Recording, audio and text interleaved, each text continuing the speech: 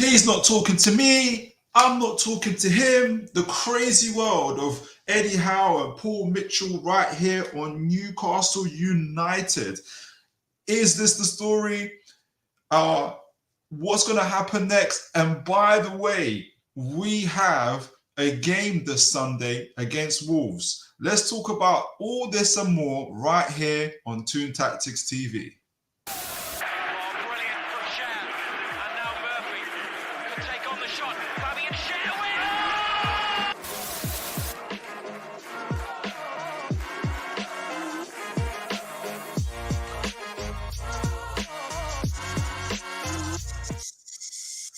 All right, evening, folks. I hope you are all doing absolutely well and you've had a great week, whether you're on shift or whether you're at work or not, or you've completed it and you're just looking to have a good show, a good tactical breakdown for the Newcastle Wolves game. Welcome.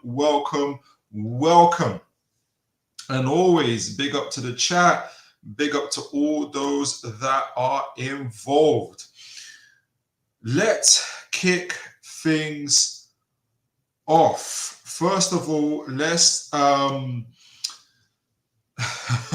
before we get into the tactical breakdown for the Newcastle game, we got to talk about Eddie Howe, and we're going to talk about Paul Mitchell, and we got to talk about what the press want everybody and the media else to talk about, which is there a civil war? Is there a conversation to be had about their relationship? We must keep Eddie Howe. We must, we mustn't let him leave. What's going to happen? Paul Mitchell said this about your transfer record, your transfer history. It's not fit for purpose. Eddie Howe, when's the last time you talked to him? He says he's talking to you all the time. All this other stuff that has to be dealt with or has to be spoken about in terms of the media, because everybody loves a controversy. And but you got to talk about it. It's important, and it's all Newcastle news. So I'm going to go straight into the conversation. And this particular clip I'm going to share with you from the press conference, and this is part of my pet peeve, maybe in terms of how this situation, how these questions are being proposed to Eddie Howe, and how it's happening. So let me show the clip and we'll talk through it. Let's go through it together. Let's experience it together. Let's see what is going on. So this is Eddie Howe at the press conference. I don't know how many of you guys have seen it, how many of you guys have watched it, what has been your thoughts on it. But so this is Eddie Howe at the press conference, and this is, have you ever been in the situation where there's tension or there's a conflict between two friends, and then there's friends and then there's people in the middle? Some are stirring it and some are trying to like mediate, but they're getting information, and when they relate to the other friend, they relate in their context. They shift the story a little bit, and it just mucks the whole situation and creates a worse situation. This is the thing I think is happening between the journalists, the media, Eddie Howe and Paul Mitchell. You guys would have remembered from the previous show how we brought down the conversation, the interview that Paul Mitchell had in regards to the recruitment, in terms of the transfer strategy, the recruitment, the buying and selling, and all these other things. And you guys remember what kind of I deduced from it, which was, and this is what Mark Douglas, the journalist who did the interview, said, is when Paul Mitchell said the recruitment strategy is not fit for purpose, it is within the context of PSR. That was the big thing. That's what made, this is how it was framed by Mark Douglas, and this is how Paul Mitchell was talking about it. He was basically saying the way we were doing transfer business isn't fit for purpose within PSR. So he wasn't talking about the quality of players or the quality of the signings, their own skills and attributes. He was talking about the value that they were being purchased for, but also our buying and selling.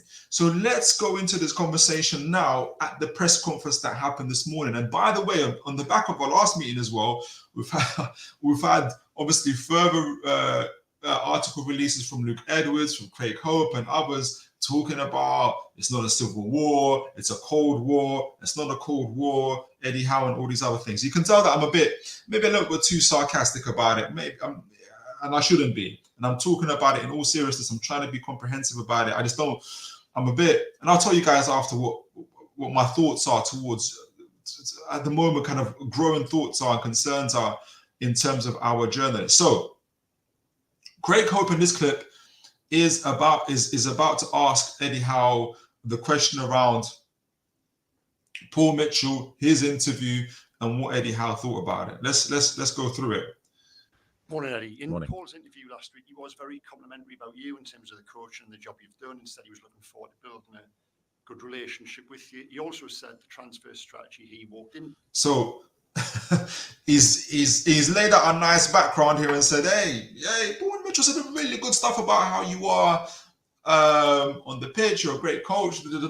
However, your transfer strategy, You wasn't fit for purpose. You were a big part of that transfer strategy.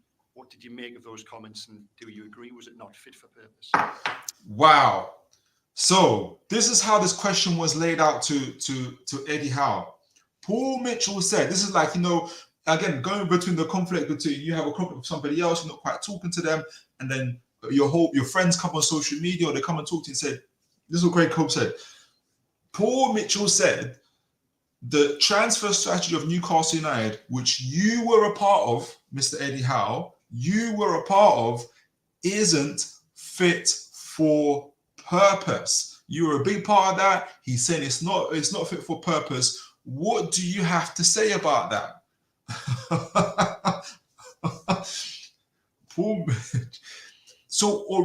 So why not add the context of what the context is? Paul Mitchell said the transfer strategy is not fit for purpose within the context of PSR. I think if the context is laid out, if the question is laid out in that fashion to Eddie Howe, he has a different answer. Let's see how Eddie Howe answers this question. I think a few things on that. I think very, very proud of every single player that we signed in that period. I think it's very easy to look back at any transfer window. And so I'm very proud of every single player we had. For me, it's already inferred, and he does go on to speak about it a little bit further, is these are great quality players. Paul Mitchell isn't talking about the quality of the players. He's not questioning Eddie Howe's, the scouts, or anybody else's talent ID. It's all within the context of PSR. But because the question is laid out to him, hey, this transfer strategy is not fit for purpose. You're a big part of it. What do you have to say for that? It puts Eddie Howe on the defensive of having to say, hey, no, we have got good players. Like, we have got good players. The question is never about whether we've got good players or not. Let's see what he says further. Sort of make a judgment on the players that you've signed 3 years down the line, but you have to go back to actually the situation we're in when we're in those moments where you're in the relegation zone and you're trying to recruit players. That's not an easy thing to do. And on this point, I half agree and disagree with Eddie Howe. The part I would agree with, and everybody remember, the takeover happened in October. We were facing relegation by the time we got into January. We needed to have a boost. We did not, and there was rumors and there was journalists saying, look, had we not been in the situation that we were in, such a precarious situation we were in the Premier League, the plan would have been to spend 50 million pounds in the winter transfer window and go really big in the summer. However, because of our situation, we had to spend very, very big to get us out. We've obviously, everybody knows, we've purchased 5 players: Dan Burn, Kieran Trippier, Bruno Guimaraes, Matt Targett, Chris Wood, all these guys. So Eddie Howe was saying, look, we had no choice. We had to do that. This isn't the situation. This isn't the situation that Paul Mitchell is talking about. So Eddie Howe is right. They had to make those purchases. Otherwise, they could have got relegated, which is absolutely true. But he's forced to defend a different point because of the way the question has been framed to him. The part I disagree with Eddie Howe about is he's talking about one particular period in time, which is that transfer window.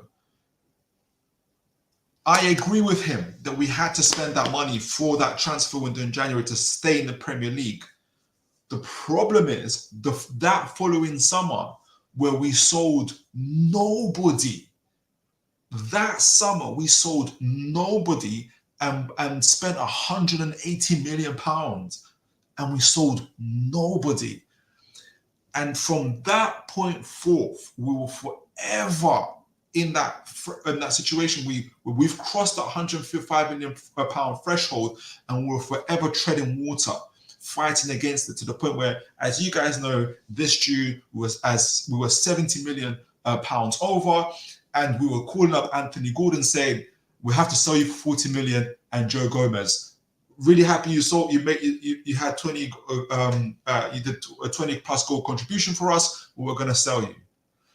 The way this question, the way this question is framed to Eddie Howe, I don't know whether it's on purpose now, whether the journalists are creating a situation where they want Howe to have this civil war, this cold war of Paul Mitchell, or they don't understand, or they're not reading the context of everything that has been said. I believe they do.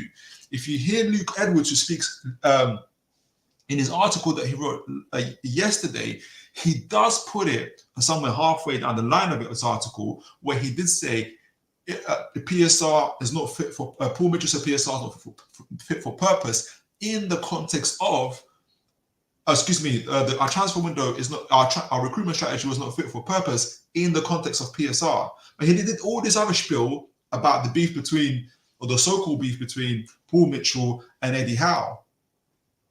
So they know. Luke Edwards knows. I don't know if whether Craig Hope understands, or I think he does understand because he's a very, very smart man. And if they do understand, this is the context. Mark Douglas keeps on repeating it. This is the context. Why everybody else is saying, hey, your strategy was rubbish. Paul Mitchell said your strategy, you're rubbish. You're a big part of that. What have you got to say for it? Now Eddie Howe is and he's not big on social media. He's not reading newspapers and stuff like that. He's just taking your word for it. And there is a situation with Paul Mitchell and Eddie Howe, and I think it's somewhere in the middle. I'll go to it. I'll just finish off the last 10, 15 seconds. Be also recruiting not just for the short term, but for the long term. And I think when you look back, I think that work was good because our objective was to stay in the league. So I'm not going to critique every signing, but I'm very, very proud of the body of work that we did and the players that we have now from the legacy of those transfer windows, and we love them to bits. Yes. I agree. He's not wrong. All of our players, all of our purchases, I'm going to include Chris Wood and Matt Targett in that, were good purchases because of Chris Wood and Matt Targett. They were there for a period of time in terms of their quality to help us get out of a very sticky situation called relegation. There are some fans who don't know what that means. I know what it feels like to be in 2 relegations, and so does some of you. So that's why we spent what we spent to get out of it.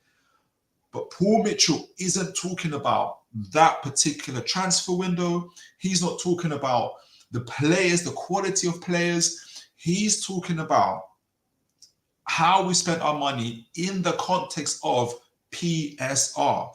And when he's talking about players, he's not talking about their quality. He's talking about the value that we have paid for them. At peak age for peak prices, Tonali is a great player. We've bought him for 60 million pounds. That's his peak price. If you ask any of your rival fans, Would they pay 70 million, 80 million for Tonali? They'll tell you no. We bought Lewis Hall for 30, 25 million pounds, peak price. If you ask any rival fans right now, would they buy him for 40, 50 million pounds? They'll say no. Same with Tino Livramento. Same with all these other guys that I rate really, really, really highly.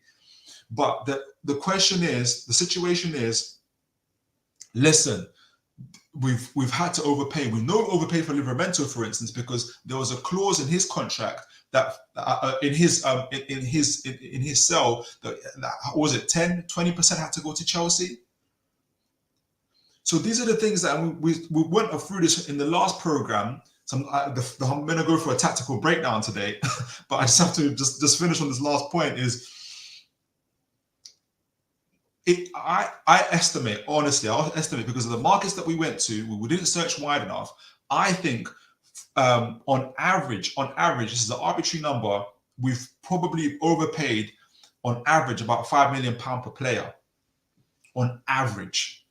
And I think, and keep this in mind, we've purchased around 13 players over 6 transfer windows, even though we didn't spend anything in this one. We didn't spend anything in the January one. We've bought 13 players, and I estimate we overpaid about 5 billion for all of those players on average. On average, what's 5 times 13? 65 million. How much over we were the threshold? 70. And part of the reason, like I explained, that first summer after the winter transfer window, where we got our relegation, we spent 180 million pounds. We didn't sell a single soul. We didn't sell Almiron. Why didn't we sell Almiron? So anyway, this is the situation now. I think, and going back to what I think in terms of the situation between Paul Mitchell and Eddie Howe, I think it's somewhere in between. Eddie Howe will tell you, I don't know why Paul Mitchell keeps on saying, I'm talking to him every day. Eddie Howe said, I haven't heard from him for about 8 days. I think this is he cleared it up and said, in terms of the transfer window. But I think Paul Mitchell was also indicating, we talk about all the time, he's trying to make it look things okay. Eddie Howe's been honest. But he wants people to know at the same time, we're not talking. I'm not in the rooms when they're buying players. I'm not in the rooms when we're having strategy meetings and stuff like that. Because we just had an article where Paul Mitchell is saying, hey, was it Luke Edwards? This time he said, hey, they're already planning for the January transfer window. This was yesterday. It was released yesterday, wasn't it, guys? Let me know. They're already planning for the January transfer window. The journalists are asking Eddie Howe in this press conference, how's the preparations going for the January transfer window? We haven't started them yet. He said we haven't started them yet. So someone's doing it. And Paul Mitchell's indicated already. So there is that gap.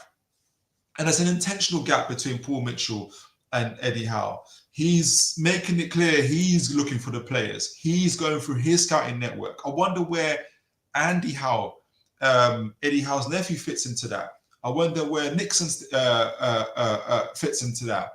Do they fit into that? What's going on there? So there's a clear kind of divide in terms of recruitment.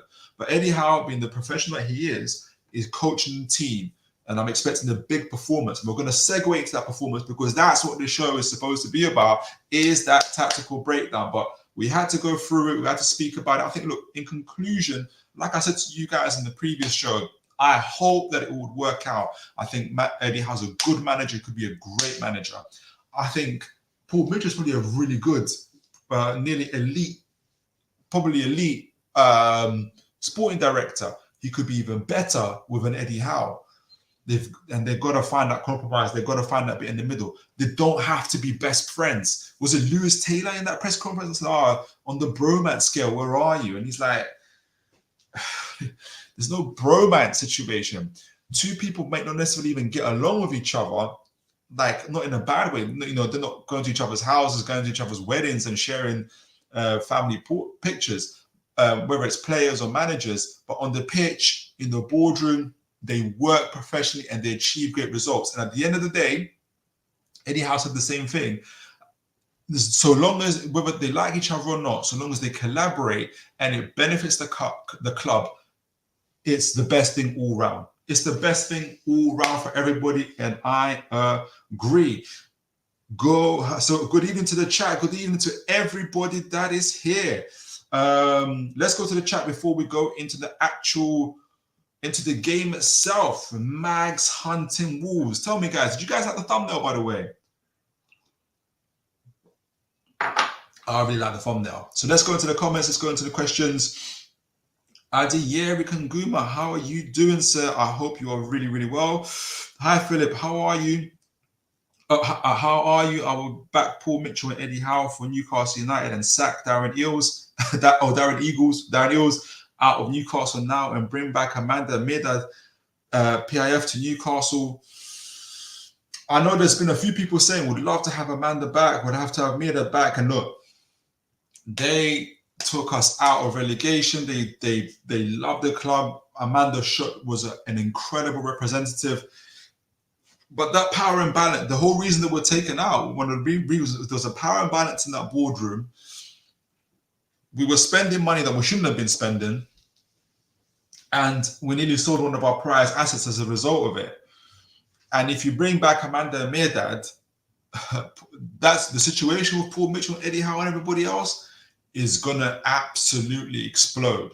And you think it's bad now? If you do think it's bad now, it's only going to get worse. So unless everybody has that kind of kumbaya sit down moment and everybody works out their differences, which I don't think will happen, because there's already rumors that Amanda might be involved in the situation at Chelsea, I don't think she's going to come back. But I understand. I see the dream at the area. I do see the dream.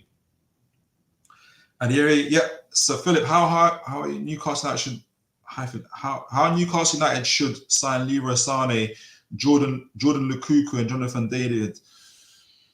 I don't know who Jordan Lukaku is. Obviously, we know about a lot more about Jonathan David and Leroy Sané. I don't think we're buying Leroy Sané. His wages are too high and it'll cost too much. It's total opposite of what Paul Mitchell is looking for.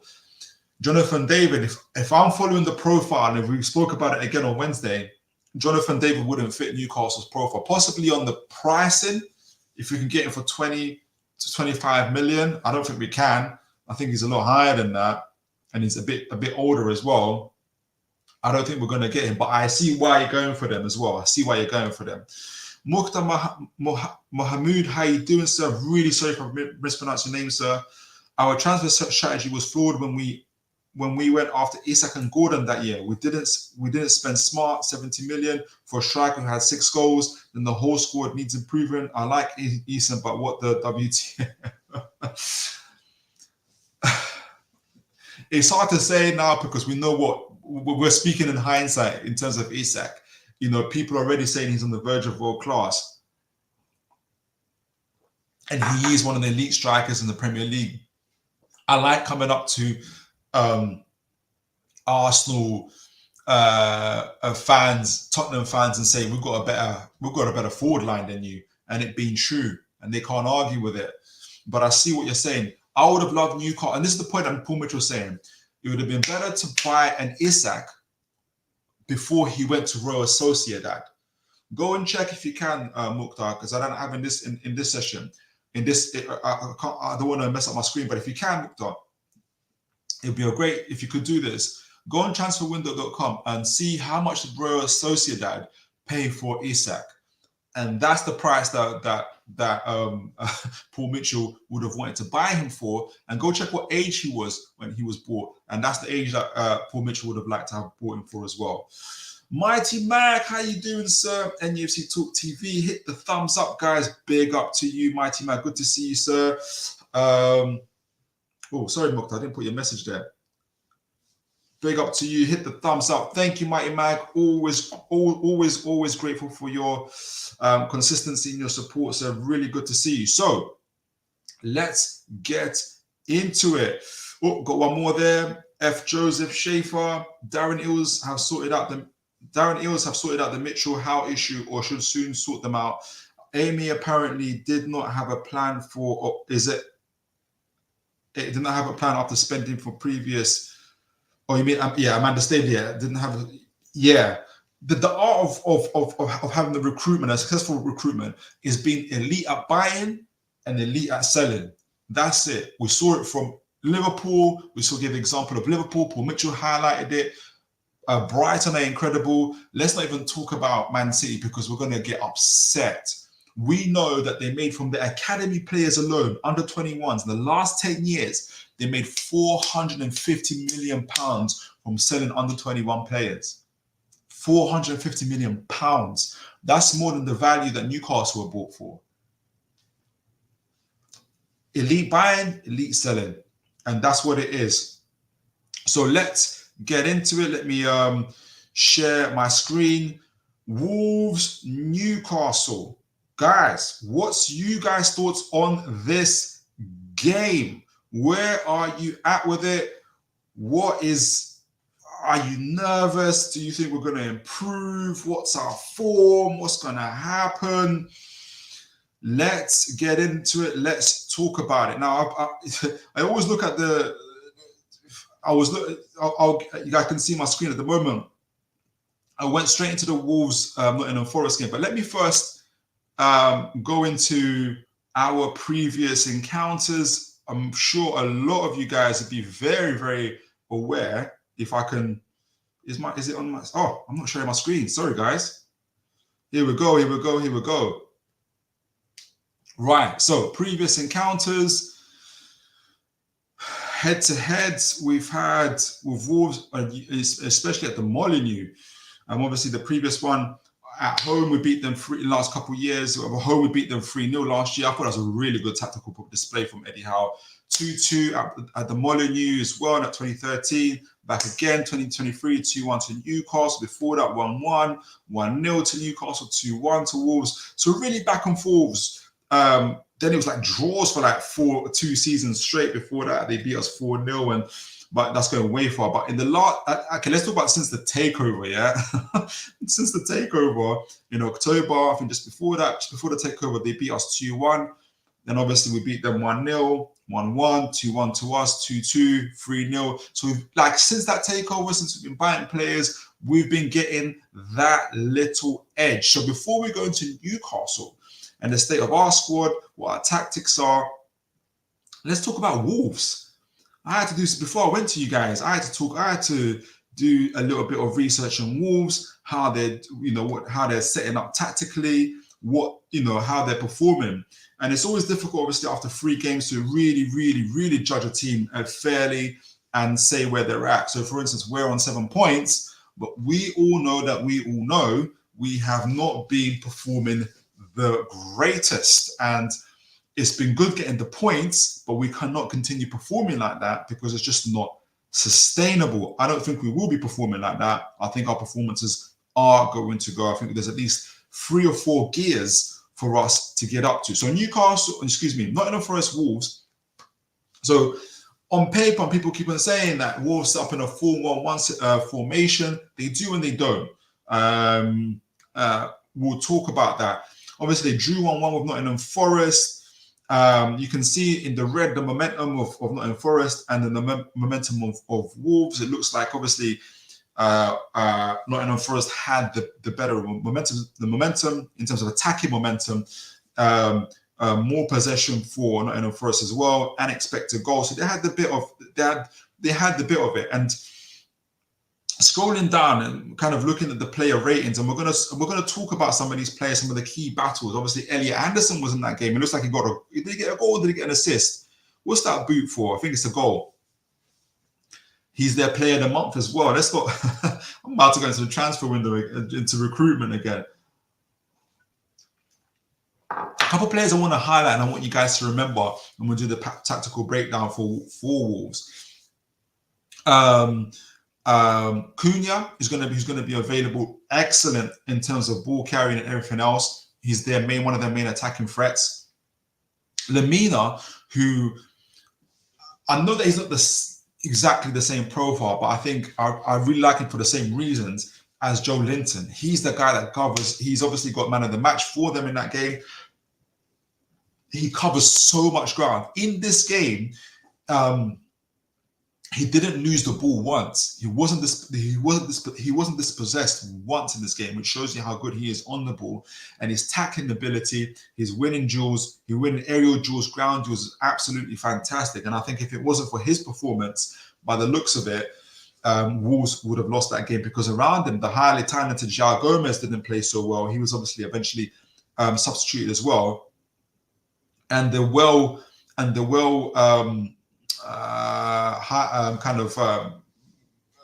talented Aitan Nuri didn't have a great game either. Aitan Nuri, and then we're going to go into this. This is how they shaped up. Oh, is it not there anymore?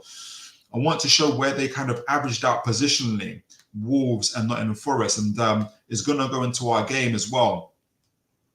Player position. So if you see how Wolves shape up in this, that number 3, that number 12, especially you see Wolves in the blue, they look like the main attacking forwards, where the number 9, which is Larson, the big Norwegian striker, is about 6'3", 6'4" or something, got a similar, they keep on saying he's got a similar profile to Erling Haaland,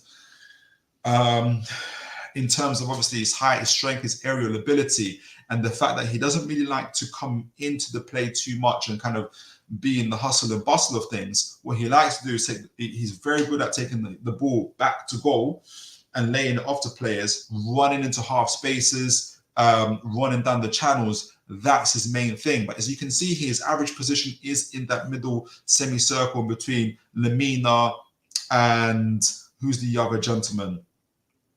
It would have been between Shedistab instead. So it would have been that's Larson in that circle with Lemina and João Gomez. So this is how Wolves like to do things. So yes, it says a 4-1-1 in terms of the formation, but what it actually turns into it, and if you can kind of look at it line by line almost, is Aitan Nuri and Mateus Cunha are the furthest up front. Larson is just behind them, protecting that middle channel between Lemina and João Gomez. Ideally, who does that role is Huang Lee, who everybody knows is a bane to us in terms of the goals he scores every time against, equalizing goals, winning goals against us. It's insane. Ideally, and he's a lot better in terms of getting into play and linking up play, and that's the role that they're getting Larson to do. Where I think preferably they would want him further up for Wolves, holding the line and pushing back defenders. But the way Wolves play, with the two more kind of better carriers of the ball, a little bit more flair and a bit more pace and athleticism in Mateus Cunha and Aitan Nuri, they have those guys. Those are the guys that they want to stretch the channels with, take on defenders with Larson in between Lemina and João Gomez in that defensive line, really protecting Dawson. And we're going to highlight him as a place for Newcastle to try and get, but they have to get past Larson, they have to get past Lemina, they have to get to João Gomez, and on their wings, their left back and right back, Totti Gomez, who also had a good game, and Nelson Semedo, who I rate really highly, really push up front. With, like I said, Lemina, Dawson, and Mosquera forming that kind of free at the back-ish kind of situation. With obviously Bellegarde, who's not a natural right wing forward. Excuse me, you'll see him on the starting lineup as a right midfielder. But what actually happens is that he ends up tucking in a little bit, and kind of again the idea for what Gary O'Neill likes to do, very talented Gary O'Neill, is like to flood that midfield, really concentrate that play into that midfield with Lemina, Gomez, Bellegarde, Totti and Larson. Really kind of crowd that midfield, similar to Tottenham, but in a different way, and punch a hole through the middle with your flair players in Aitan Nuri and Mateus Cunha kind of carrying the ball and offering that an outlet for the team. So that's how Wolves really like to set up. That's how they like to play. It's going to be interesting for Newcastle how we go about counteracting that. Now, going forward for Newcastle United, obviously now we're looking at Newcastle United. it's so difficult to, because it's so difficult to talk about Newcastle at the moment because we haven't been playing. We haven't been playing well. I'm just gonna. I'm gonna talk about. I'm gonna go flick to our game, our previous game at the Molineux where we finished 2-2. But obviously, just to kind of recollect that the Tottenham game, a fantastic win, great to get the 3 points against Spurs. They were, if we're honest about it, they were unlucky not to get something from that game, even though we had the higher expected goals. Our possession was 34%, not great. Our shots on target, not great, but we created just as many big chances. And look, sometimes you got to win ugly, and that's the reality. We won very, very, very ugly, and I think it'll be a different situation at the Molineux. It says a lot when FotMob have obviously said that Nick Pope was our player of the match, and I do not disagree with that. But again, I watched the game back the second time. I thought Longstaff was really, really good for us. I know people are crowded for Tonali to start the game, but I think Longstaff will start the game. I think the only change that we'll see in terms of Newcastle will be Fabian Schär in for Kraft, and this is obviously the average position of the team against Tottenham. Let me refresh on that. Player positions. We're in the orange. That's not how we're going to be positioned against Wolves at all. We were forced into that position because of just how much possession Tottenham had and how obviously they got a better quality of players than compared to Wolves going through that middle, and we were really kind of had that back three, middle three, and front four almost protecting with Isak at the front.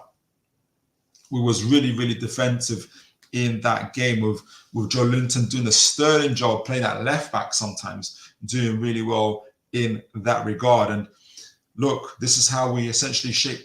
This is our shape against Tottenham, where we're very much heavily on that left side where Kulusevski was trying to hit in from what would have been his right wing forward. So we're really kind of looking to prevent Tottenham from hitting us on that side as well. We did a terrific job.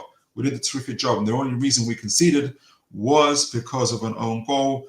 Unlucky to Dan Burn. He did his best in that one. But the game I really wanted to look at, and I'm going to use as a springboard to kind of really kind of press down and talk to you guys about tactically, is the game that we had against Wolves at the Molineux in 2013, where it finished 2-2. And there have been obviously some changes in terms of personnel for Wolves and for Newcastle since that time. So we're going to see how is Howe going to likely to change his tactics? How is Gary O'Neill likely to change his tactics for that game? And I think a lot of it is going to be because of that personnel that was available to them. So what personnel were available to them? Let's first show that before we go into the player positions and everything else.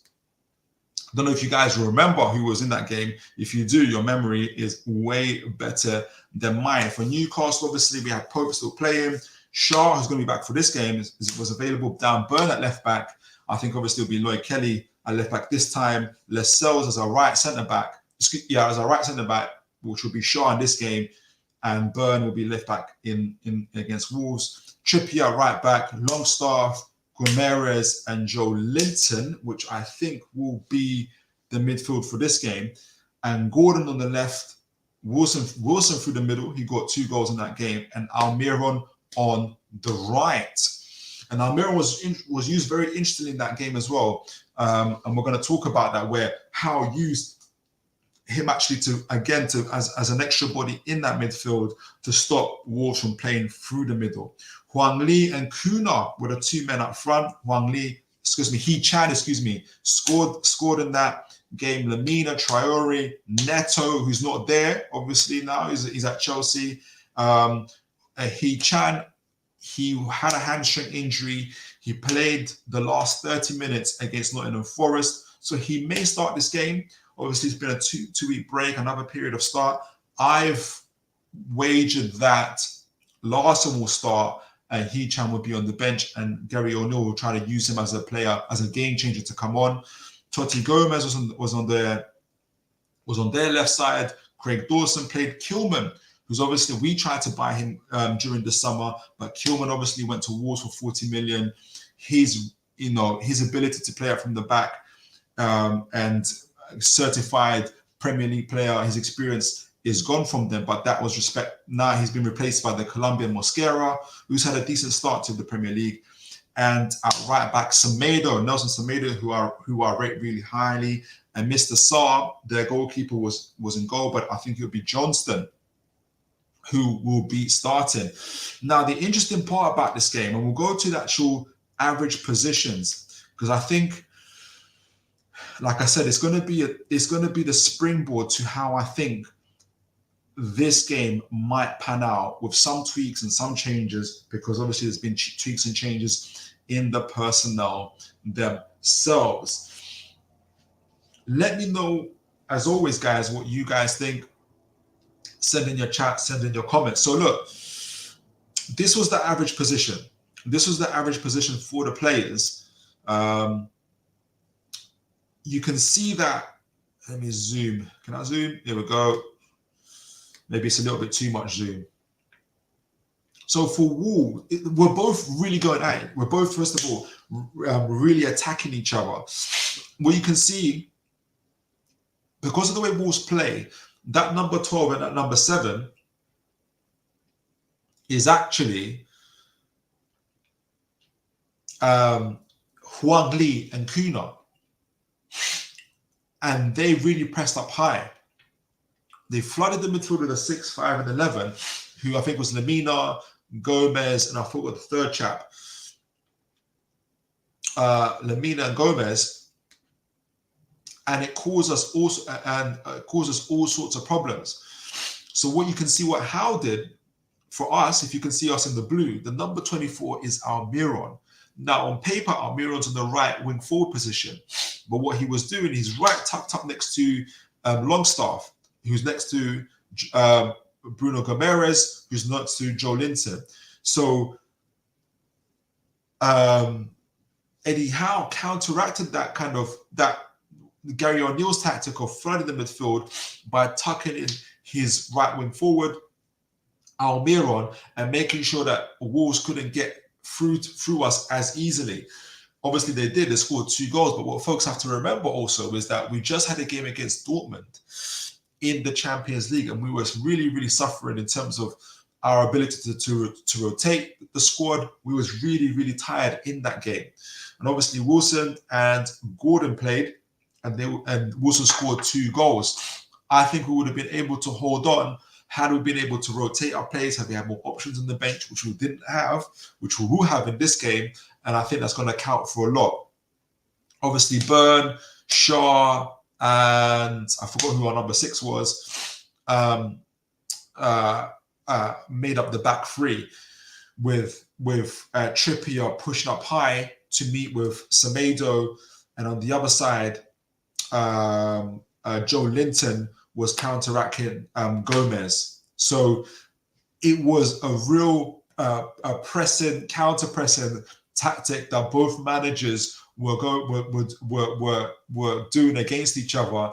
And the game was obviously Neto.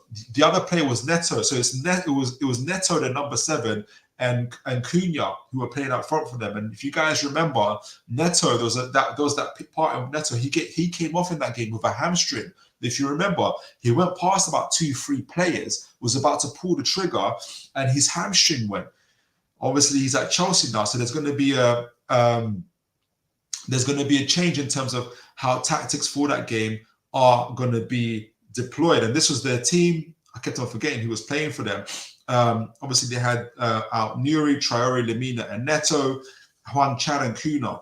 And it was Neto and Kuna who actually you guys saw were the front 2 with Huang Lee, who was just behind them, where Larson would be, kind of protecting that middle channel, but again, flooding the scene.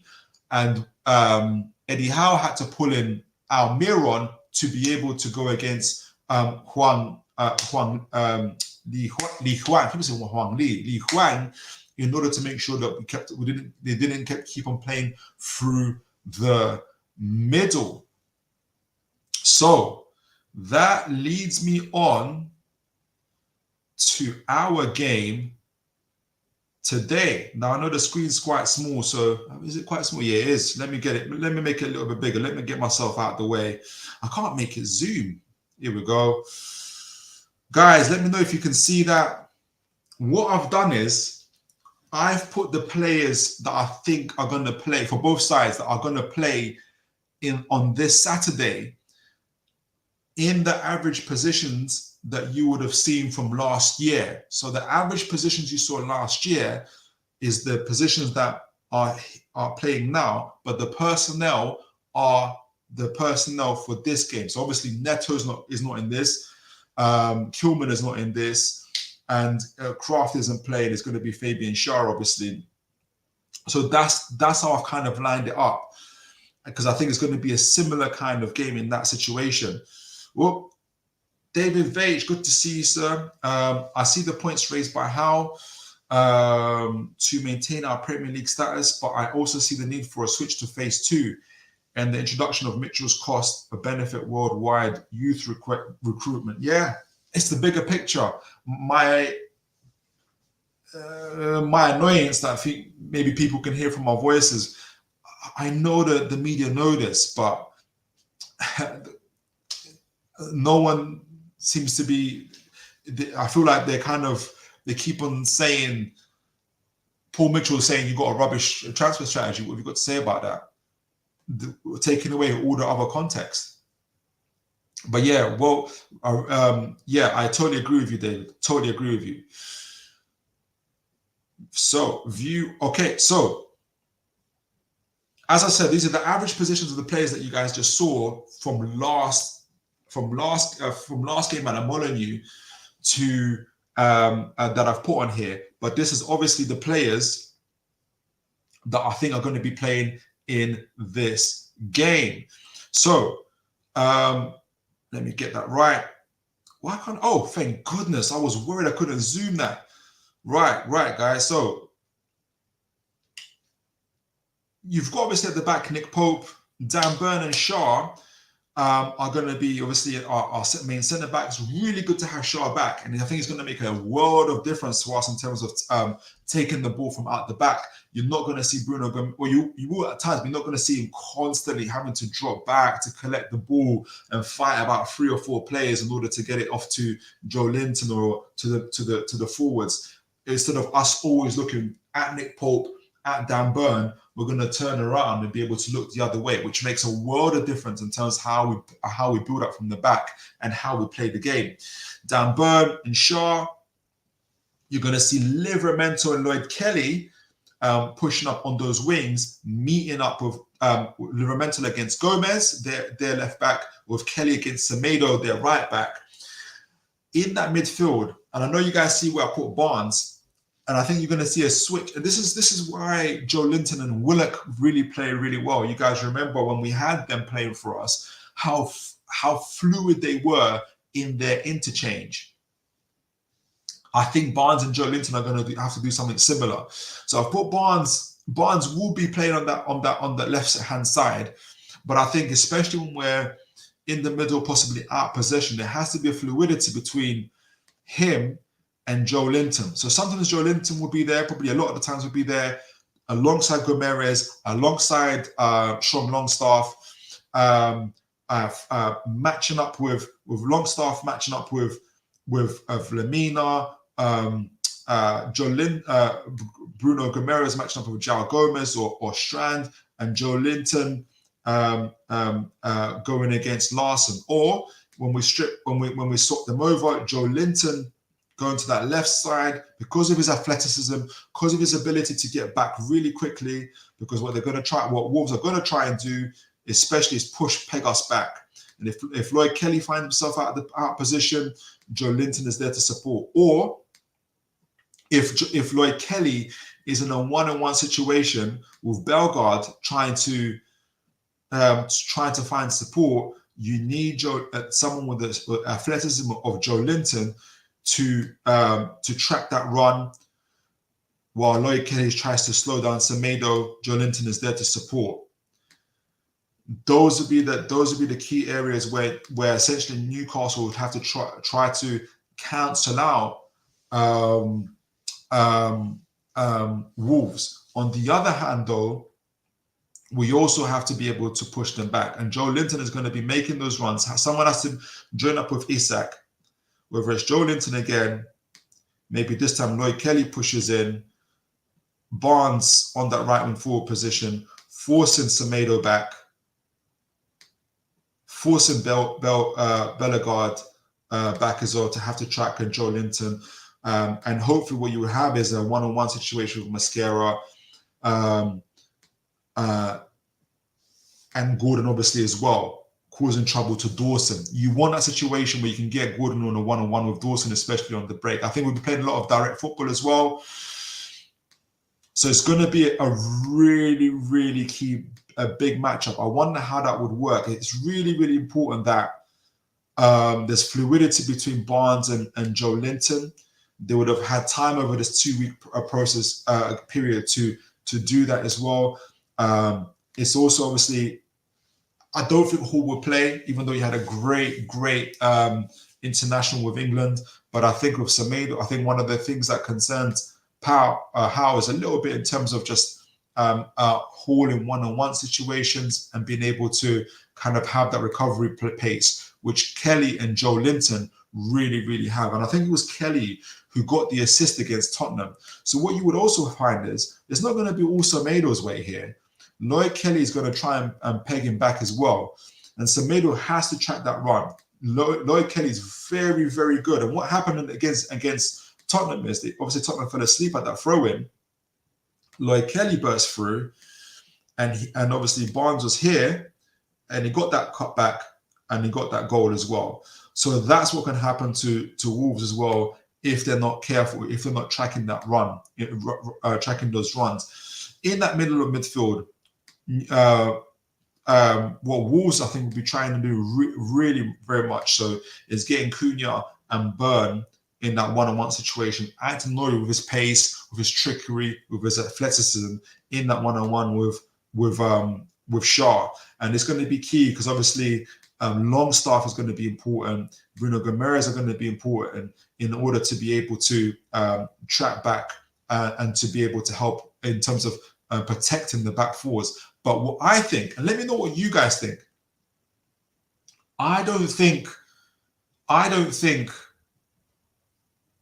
what's going to be key in this game is actually freeing up Bruno Gomes. So yes, there's going to be defensive duties, but I think what's going to be key is Joe Linton or Barnes being able to tuck in sometimes with Bruno and freeing him up.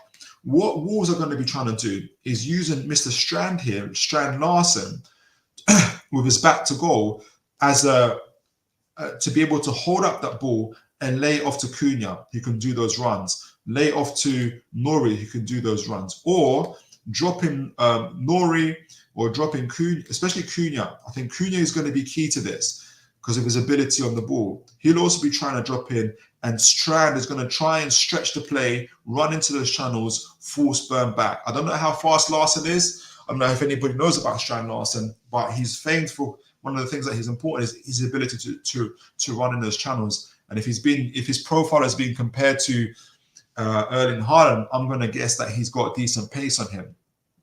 So that's the 1v1s that are going to trying to get Larsen in. So it's going to be important is that Newcastle win that midfield battle. Longstaff and Nori, or Longstaff and Lemina, Joe Linton and Gomez, or Joe Linton and Cunha. But what's going to be important is Bruno Gomes being able to find that space. Bruno Gomes getting on the ball, not always having to defend and go through the back, but being able to get on the ball and get the ball through those channels to your Isaks or to your Gordons. We're also in the same situation as Wolves. we're going to be trying to get Gordon and Dawson on 1v situation. I don't know how good Mosquera is in terms of his pace. But we're going to be trying to get him on that 1v situation.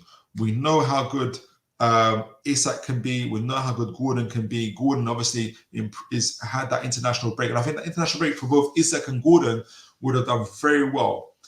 I see Newcastle doing, I see with Shah back, I see that the other weapon that Newcastle would have is to go more direct.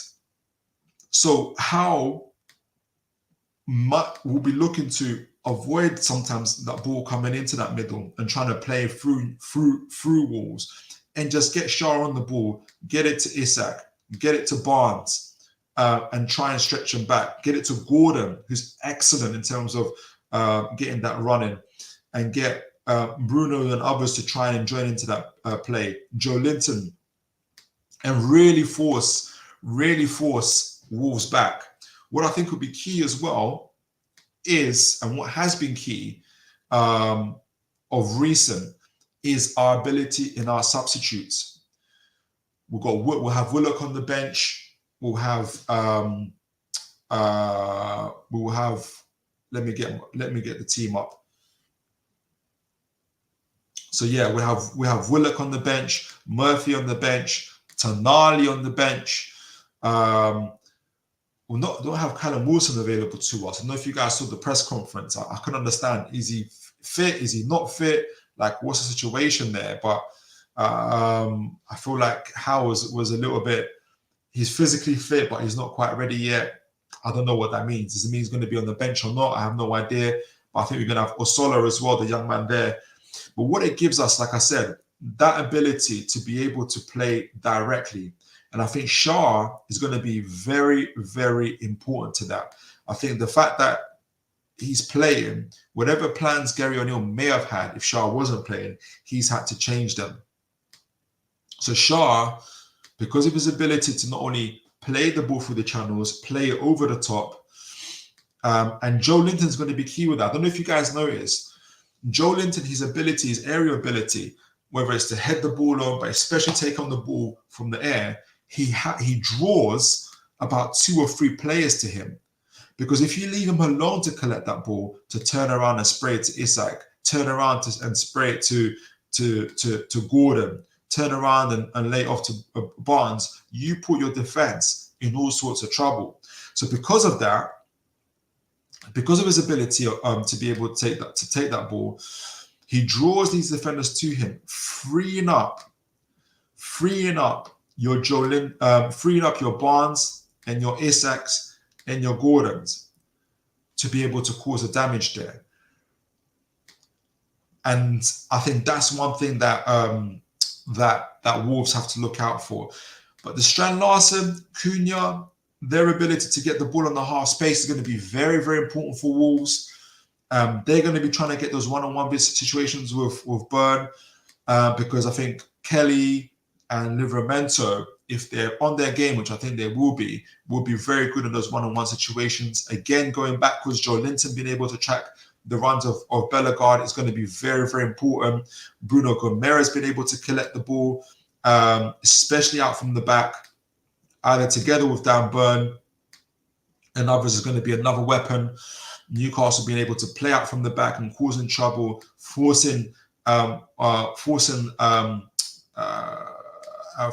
Wolves back is going to be very, very important.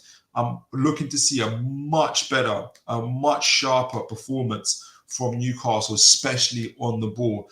Yes, I want the points. I want us to get away. I want us to come out with points from this game. But it's going to be important, in my opinion, for Newcastle to play well. I'll be very concerned, even if we win the game, but we play very poorly. We play the same that we played against Bournemouth. I'll be very, very concerned with Newcastle in terms of going forward. So that's the tactical breakdown. We've also talked about the context around the game. You know, the little bit of tensions, healthy tensions in terms of how in the boardroom is it going to affect Newcastle. Wolves have their own situations as well going on, but they seem to be in a good place. Guys, what's you guys' view on this game? What's your predictions for the Newcastle and Wolves game? Win, lose, or draw. That's the only options that we've got. What do you guys think is going to happen? We drew there last year 2-2. I think we've got a number of personnel that are going to be available to us in this game with Barnes, Joe Linton, Isak and Gordon, especially the people coming off the bench. I think Willock will be on the bench. Tonali being able to come on. His ability, we all know what he can do to change the game as well, will be very, very important for Newcastle United. I think we can go get away with a win here. I think we can win this game. I'm going to go for a 2-1 victory for Newcastle. I'm doing it. 2-1 victory for Newcastle. I'm going to put Isak and... I'm going to put Isak and Gordon. I've got Isak and Gordon as the goal scorers. And I'm going to say Fabian Schär and Lloyd Kelly with the assist. Isak and Gordon as the goal scorers, Fabian Schär and Lloyd Kelly with the assist. But let me know what you guys think. Send me your score predictions. Let me know your thoughts on the game. Before we conclude, we've got one more comment here from David. Oh, am I hiding it? Here we go. We are being held back by the rules, but make no mistake, PIF want the club to be self-funding in the long term. A new stadium and massive sponsorship will then follow. Yeah, and you know what? It's especially when we're consistently getting into the Champions League, going far in cup competitions, not even just going far, winning cup competitions, winning, then the big sponsorship deals will come. There's no point, and I think they're delaying on some of the big sponsorship deals, like the stadium naming rights, because right now the value for them wouldn't be as high. So yeah, I totally agree with you, David. Totally agree with you. We're gonna have to be patient. We're used to having that, but we're in a much better position. You may not think it, but we are in a much better position than we were before. But guys, send me your thoughts on the game. Send me your thoughts on what else. What have I missed out in terms of the tactical breakdown? What other threats? What other situations do you think that can happen? Send me your score predictions. Let me know your thoughts. I'm gonna close up. Like I said, 2-1 to Newcastle. Isak Gordon, the scorers. Fabian Schär and Mr. Lloyd Kelly as the assists. That's my prediction. You can take that to the bank. Guys, it's been absolutely fantastic spending this evening with you, talking all things football, talking all things for Newcastle United. I hope you have a great evening. And until next time, folks, take care and God bless. Oh, brilliant from Schär. And now Murphy can take on the shot.